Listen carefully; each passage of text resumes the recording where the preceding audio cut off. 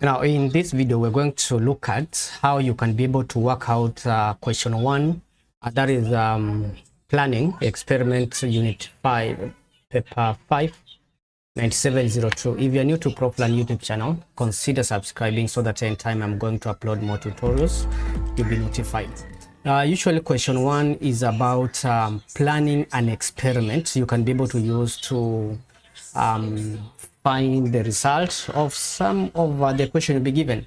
Now, for instance, here we are told that on a bench, a steel ball of radius r is used to compress a spring by a distance x held at rest in position as shown in the figure. So meaning that this ball is compressed in some way, and then once the spring retracts back, it pushes the ball to move some distance along the table. Now the ball is released and rolls along the bench at a fixed point. The ball has speed v, and the speed of the ball at p is determined using one light gate. So that's why you can see I've decided that I'll have a stand and fix a light gate somewhere here, and the light gate is connected to a timer so that it can be able to record the time it takes for the ball to pass through that light gate, and the distance the ball is going to cover as it's passing through the light gate is going to be actually the diameter of that ball. So the time it will record is the time taken for the diameter of the ball to truly just goes past that. And you need to remember now at that point that speed is going to be distance over time, so that you can be able to work it out. Then we are told that several steel balls of different radii are available. So size affected by the radius, of course, meaning that we can be able to vary the radius, and from here we can be able to take radius as our independent variable, what we are varying, what we are changing. And it's suggested that v is related to r by the relationship that we are having here. So this relationship, we are going to manipulate it so that we can be able to know what should be on the y-axis and what should be on the x-axis. We are told that k is the spring constant of the spring. So at that point, you really need to remember what order to determine this particular spring constant. Remember, you can be able to add a force on the spring, and then it's going to stretch. So for you to find the spring constant, remember you are going to measure the length of the spring before adding n force, that's the original length, and then you are going to add a mass on it so that it can be able to stretch. And once it stretches, you can be able to measure the new length. After getting the new length, we can subtract the 2 to get the extension.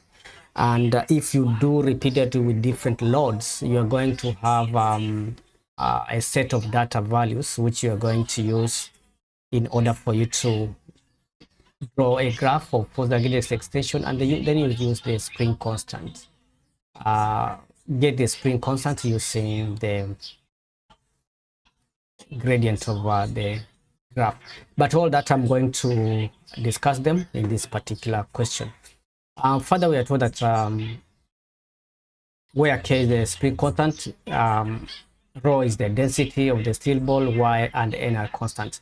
So density is mass over volume. So we are going to measure the mass, and then we're going to measure the radius, and then calculate the volume for us to work out the density. Plan a laboratory experiment to test the relationship between v and r. Draw a diagram showing arrangement of the equipments. This is question 1, so we're going to have a discussion, and in our plan we must ensure that we include the following. We should have the following, whereby we shall have procedure, measurement taken, control variable, analysis of the data, and safety precautions. So what we need to understand also here is that control variables are those variables that has to be kept constant for the experiment to be valid. And instruments also, we have to mention that. Now, From the formula that we are given, I'm going to rearrange this formula so that I can be able to. So in order for it to work out this question, I'm going to rearrange this question. So what I do, I will introduce natural log both sides. Once I introduce natural log both sides, I'll have ln of v squared minus ln of so I'm going to introduce ln both sides here, and this becomes ln v squared is equals to negative ln of r and ln of r. So you see the reason as to why this has become a minus is because this was at the denominator. Yeah, so minus ln density over ykx squared at that point. So from this equation that I've obtained at this given point, what we're going to do here is to relate that equation with the equation y is equals to mx plus c. So which means that ln v squared is going to be on the y-axis and ln of r is going to be the x-axis. So which means this negative of the negative n is going to be the gradient, and this part that we have here is going to be the y-intercept. Next, now let me just identify what we call the independent and dependent variable. Since we're going to be changing the value of radius and measuring the speed at which it's going to pass here, so that will mean that our independent variable is r, and the dependent variable is the speed that we calculate. So, and precautions, of course, I'm going to be involved. I'll be taking here is that I should have a soft. Maybe I can have a soft cushion that is placed next to this block, so that it also, I'll have a block, but also there must be a soft cushion here so that it can be stopping that block as it hits that. It can stop that ball as it's hitting this particular point. So let us now dive in so that we can look at what are the main procedure and the steps that you're going to use in order to earn all your marks. So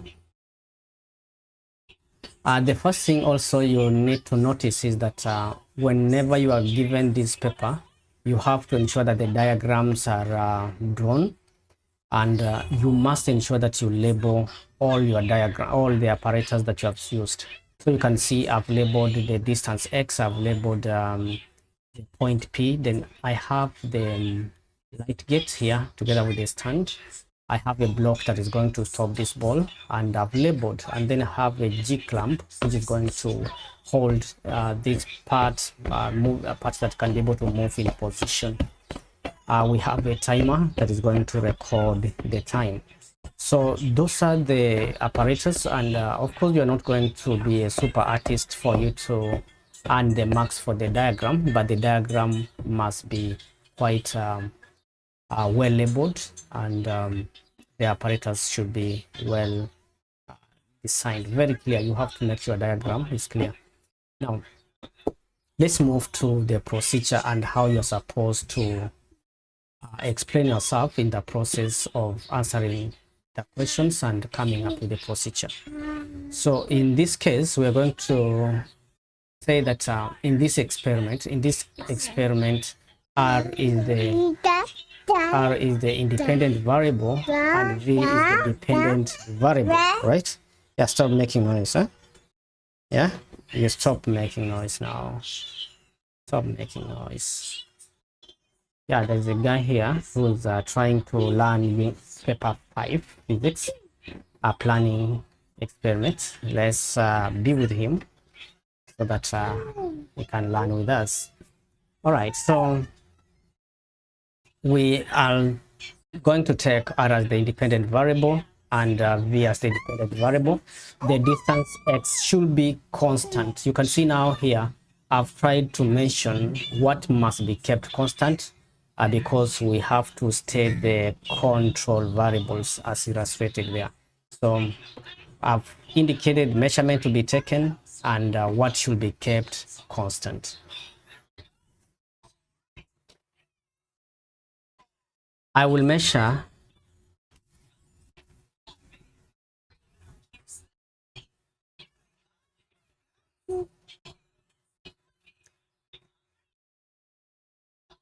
I will ensure that throughout the experiment, I will use the same spring with spring constant K and keep the position of the light gate fixed as shown here. I'll be using the same spring because if you use a different spring, remember it may affect the force with which this ball is going to move across.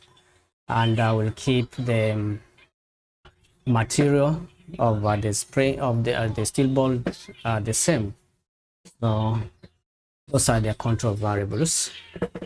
The next part here we are going to talk about is I will measure the diameter of the ball using a micrometer screw gauge.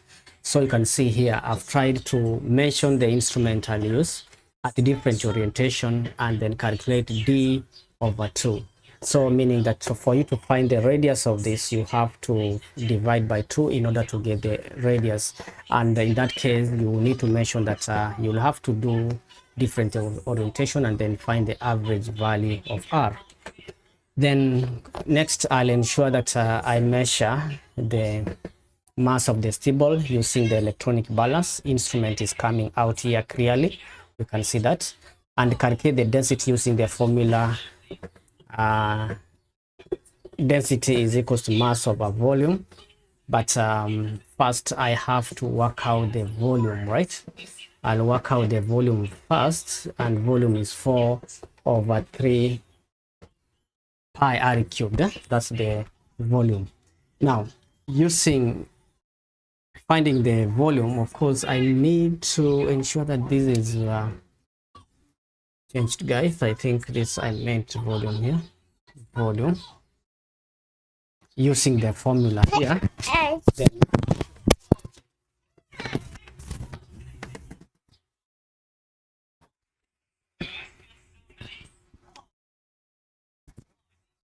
Then for me to find density, now I'll get the mass from the electronic balance, divide by the volume that we have here.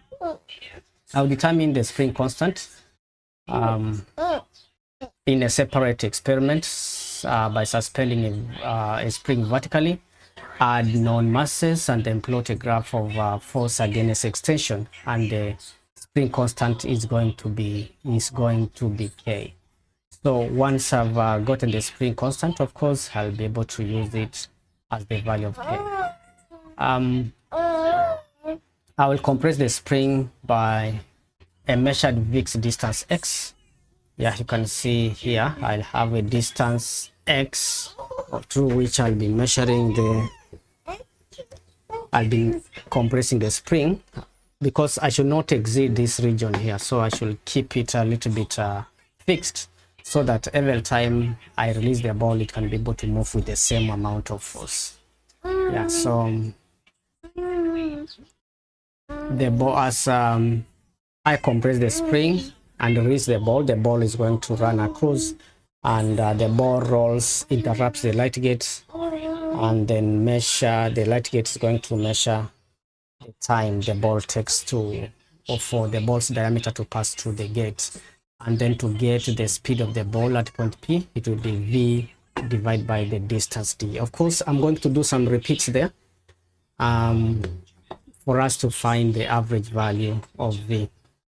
Next is to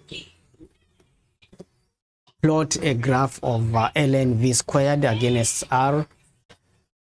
And if the relationship is actually valid, the graph is going to be a straight line that is not going to pass through the origin. The line is not going to pass through the origin.